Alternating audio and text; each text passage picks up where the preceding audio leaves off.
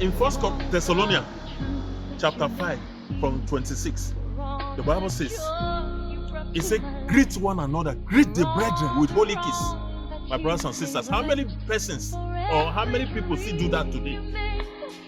Go and read it for yourself. King James Version. It said, greet the brethren with holy kiss.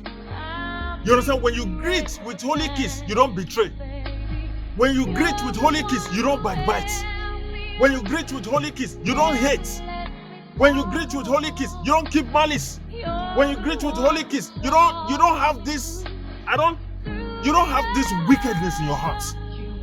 You understand? You must love the brethren. Even when they make mistakes, you must show them love.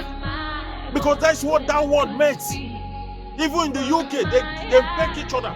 You know? In the UK, I don't know if they're still doing it, but those days, if a visitor arrived at their country, they'll hug that visitor, they'll peck this side, they'll peck this side. You understand? It's a sign of love. But I don't know how many of them love themselves. They say betray each other. You understand? But the Bible specifically say that brethren should kiss one another with holy kiss. But how many people they kiss with holy kiss today? Eh? They don't. I don't ever. You don't see a brother now say, I want to kiss my sister now with holy kiss. You don't go change her for me. You go change her. You understand? So not be everybody they do many kiss now. You understand? Because truly, if you truly kiss the brethren, what that is what it symbolizes is a trust, love. You understand? That's what it meant.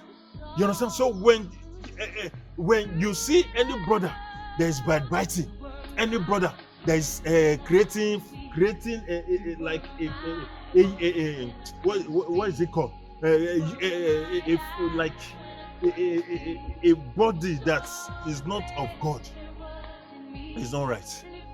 Let those who have ears, let them hear the saying of TPI.